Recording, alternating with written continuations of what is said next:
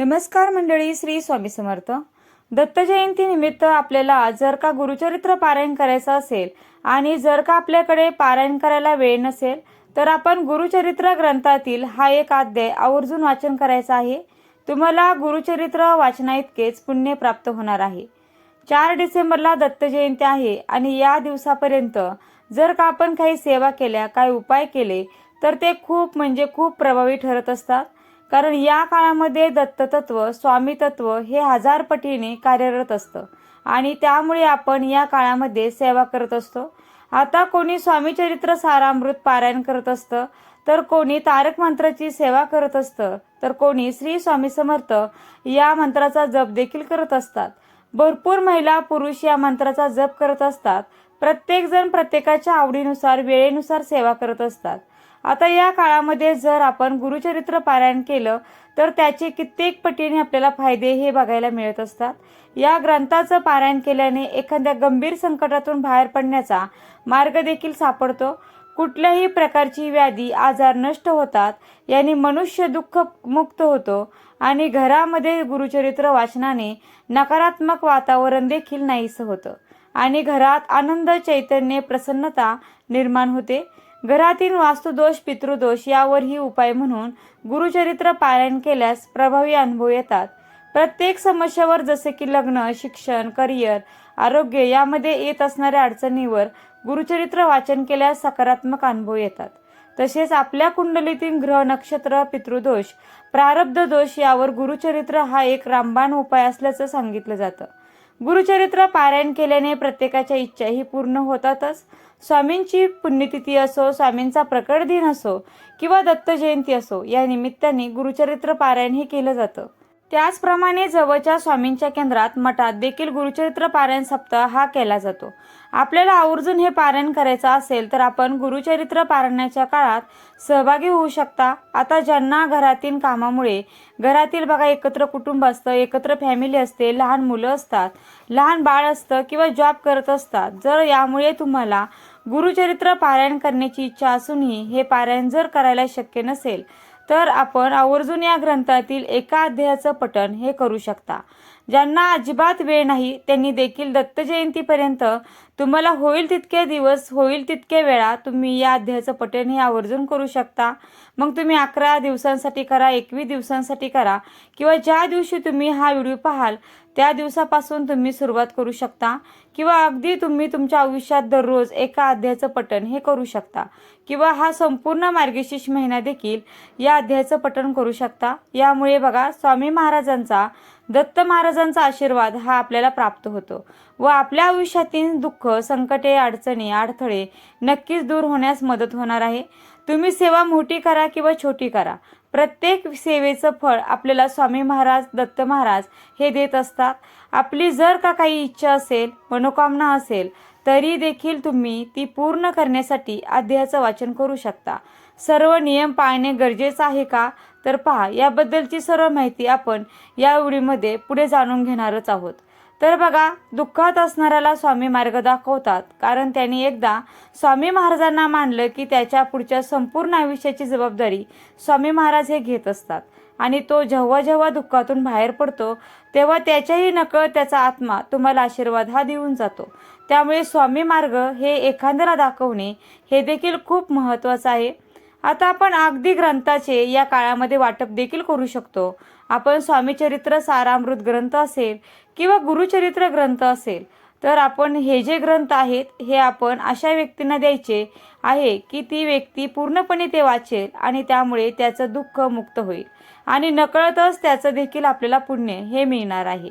बघा, आपल्याला जरी पारायण करणे शक्य नसेल तरी देखील आपण हे मार्ग इतरांना दाखवू शकतो, इतरांना स्वामी सेवेत आणू शकतो, त्याचप्रमाणे इतरांना दुःखमुक्त देखील करू शकतो. तर पहा, तुम्ही आजपासून दत्त जयंतीपर्यंत ही सेवा तुम्हाला करायची आहे. तुम्ही सेवेला सुरुवात कधीही करू शकता, तसेच दिवसभरामध्ये तुम्हाला कधीही या सेवेचं पठण करू शकता. परंतु दुपारी 12 ते 12:30 या वेळेत तुम्हाला फक्त अध्यायाचं पठण करायचं नाही, कारण हा जो काळ आहे तो फक्त दत्त महाराजांच्या भिक्षेचा टायमिंग आहे आणि त्यामुळे ही वेळ सोडून आपण कोणत्याही वेळेमध्ये ही सेवा करू शकता. फक्त सूतक असेल, मासिक पाळी आली असेल, अडचण असेल तर या काळामध्ये आपल्याला सेवा करता येणार नाही. आता बघा, बऱ्याच घरांमध्ये असं काही व्यक्ती असतात की मांसाहार करत असतात, ते आपलं काही ऐकत नाही. तर मग अशा वेळेस आपण स्वामी सेवा बंद करायची का? तर आपण स्वामी सेवा बंद करायची नाहीये. तर आपण घरामध्ये गोमूत्र शिंपडायचं आहे आणि परत सेवेला सुरुवातही करायची आहे. कारण की आपण आपल्या पद्धतीने सेवा ही करत राहायची आहे.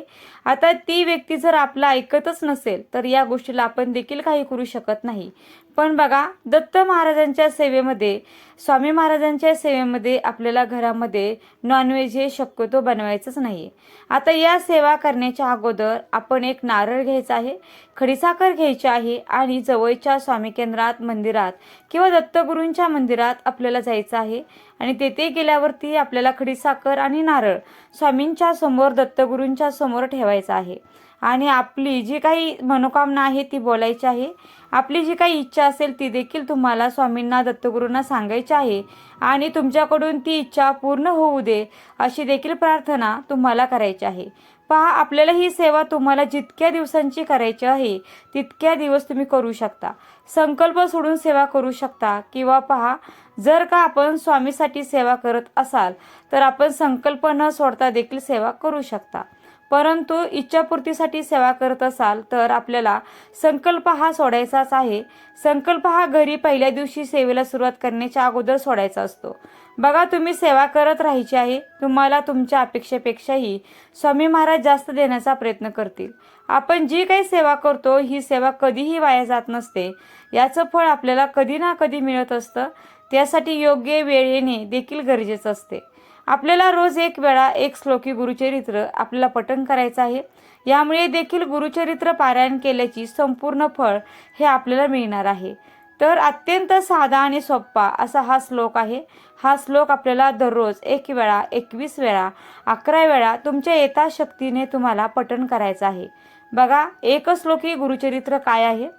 दत्ताचा अवतार झाला कलियुगी श्रीपाद पीठापुरी, त्यामागे दुसरा नृसिंह सरस्वती, करंज ग्रामांतरी, तीर्थहिंड पातला, बिल्लवर्तीची हा संगमा, तेथोनी मठ गांडगापुरी वसेवारी, दिनांच्या आश्रमा. आता हा जो श्लोक आपण मोठ्याने श्रद्धेने म्हणायचा आहे. हा श्लोक म्हणत असताना पहिल्यांदा देवघरामध्ये एक दिवा लावून घ्यायचा आहे. अगोदर दिवा प्रज्वलित असेल तर परत लावण्याची गरज नाही. धूप अगरबत्ती लावायची आहे आणि नंतर तुम्हाला सेवेला सुरुवात करायची आहे. अगदी तुम्हाला हा श्लोक म्हणणे शक्य नसेल तर तुम्ही मोबाईलवरती देखील लावून दिला तरी देखील चालेल. तो तुम्हाला अगदी मनापासून श्रवण करायचा आहे. हा श्लोक आपण रोज 108 वेळा देखील म्हणू शकतो किंवा म्हणायचा आहे. 108 वेळा जर तुम्हाला शक्य नसेल तर कमीत कमी 21-11 वेळा आपण हा श्लोक म्हणू शकतो. ज्यांच्याकडे अजिबात वेळ नाही त्यांनी रोज 1 वेळा म्हटला तरी देखील चालणार आहे. आता बघा, यामुळे आपल्याला गुरुचरित्र पारायण केल्याचं संपूर्ण फळ मिळत असतेच. फक्त मनापासून आणि श्रद्धेने ही सेवा आपल्याला करायची आहे. तुम्हाला स्वामी महाराज कधीही काही कमी पडून देणार नाहीत. त्याचप्रमाणे तुम्हाला गुरुचरित्र या ग्रंथातील 9वा अध्याय पठण करायचा आहे. बघा, गुरुचरित्र ग्रंथातील आपल्याला 9व्या अध्यायाचं पठण करायचं आहे. बघा, गुरुचरित्र ग्रंथातील आपल्याला 9व्या अध्यायाचं पठण करायचं आहे. मग तुम्ही ही सेवा सकाळी करा, दुपारी करा किंवा संध्याकाळी केली तरी देखील चालणार आहे. फक्त दुपारी 12 ते 12:30 या वेळेत तुम्हाला ही सेवा करायची नाही. पुण्यफळ बघा, या सेवेच्या पठणामुळे आपल्याला कित्येक पटीने पुण्यफळ हे मिळत असतं. आपली इच्छा, मनोकामना देखील पूर्ण होते. देवघरामध्ये एक दिवा प्रज्वलित करा. 1 तांब्या पाणी भरून देखील जवळ ठेवायचं आहे आणि त्यानंतर गुरुचरित्रामधील 9वा अध्याय पठण करायचा आहे. पठण करून झाल्यावरती स्वामी महाराजांना, दत्त महाराजांना तुम्ही प्रसाद अर्पण करायचा आहे. मग घरामध्ये जे काही बनवलं असेल, अगदी भाजी भाकरी असेल तरी ती दाखवायची आहे. ती दाखवली तरी चालेल आणि याचा नैवेद्य दाखवून घ्यायचा आहे. जे काही तांब्यामध्ये आपण पाणी जवळ ठेवलं होतं तर ते आपल्याला अध्याय पठण करून झाल्यानंतर आपण आपल्या घरातील सर्व व्यक्तींना प्यायला द्यायचं आहे. थोडंसं पाणी आपण घरामध्ये देखील शिंपडायचं आहे आणि यामुळे घरातील नकारात्मक दोष, वास्तुदोष दूर होण्यास मदत होईल. तसेच हा अध्याय आपल्याला मोठ्याने वाचायचा आहे की ज्यामुळे आपल्या घरातील जी काही नकारात्मक शक्ती आहे ती दूर होण्यास मदत होईल, घरातील दोष दूर होण्यास मदत होईल. तसेच हा अध्याय जर तुम्हाला पठण करणे शक्य नसेल तर तुम्ही मोबाईलवरती तुम्ही लावून द्या आणि तो श्रवण केला तरी देखील चालणार आहे. पण मनापासून आणि श्रद्धेने तुम्हाला कंटिन्यू ही सेवा 7 दिवस म्हणजे 28 नोव्हेंबर ते 4 डिसेंबर दत्त जयंतीपर्यंत नक्की करायची आहे. बघा, स्वामी महाराजांचा, दत्त महाराजांचा आशीर्वाद हा आपल्याला नक्कीच मिळेल. गुरुचरित्रातील अध्याय आहे आणि मग याला सगळे नियम अटी पाळावे लागतात का, जसे की गुरुचरित्र ग्रंथाला पाळावे लागतात? तर नाही.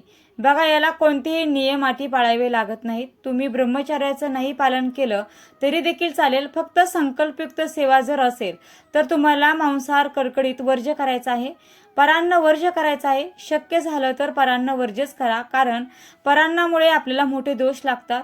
त्यामुळे आपल्याला परान्न वर्ज्य करायचं आहे. संकल्पयुक्त सेवेमध्ये मांसाहार हा कडकडीतच वर्ज्य करायचा असतो. तसेच अशा वेळी आता जर मासिक धर्म सूतक आलं तर तेवढे दिवस आपल्याला स्किप करायचे आणि जिथपर्यंत आपण सेवा झाली होती तिथनं पुढची सेवा आपण पुढे परत चालू करायची. पण शक्यतो एकच वेळ ठेवा आणि हा जो अध्याय आहे तो रोज तुम्ही पठण करा. कोणीही करू शकतं, अगदी लेडीज, जेंट्स, मुलगा, मुलगी, विधवा, अगदी कोणीही या सेवा करू शकतं. तसेच गुरुचरित्राचे सगळे नियम याला पाळायचे का, तर अजिबात नाही. अगदी कोणताही मोठा नियम वगैरे असं काही नाही. फक्त तुम्हाला मांसाहार हा वर्ज्य करायचा आहे. आता हा गुरुचरित्राचा खूप मोठा ग्रंथ आहे आणि तो खूप पवित्र ग्रंथ आहे. आपण रोज त्याला हाताळू शकत नाही आणि त्यामुळे गुरुचरित्राचं पारायण करताना सुद्धा आपण त्याला रोज गुंडाळून ठेवतो. त्याच्यामुळे गुरुचरित्रातील प्रत्येक अध्यायाचं छोटं पुस्तक आपल्याला मिळतं. कोणत्याही धार्मिक ठिकाणी किंवा धार्मिक दुकानामध्ये तुम्हाला ते मिळेल, केंद्रात पण तुम्हाला मिळेल.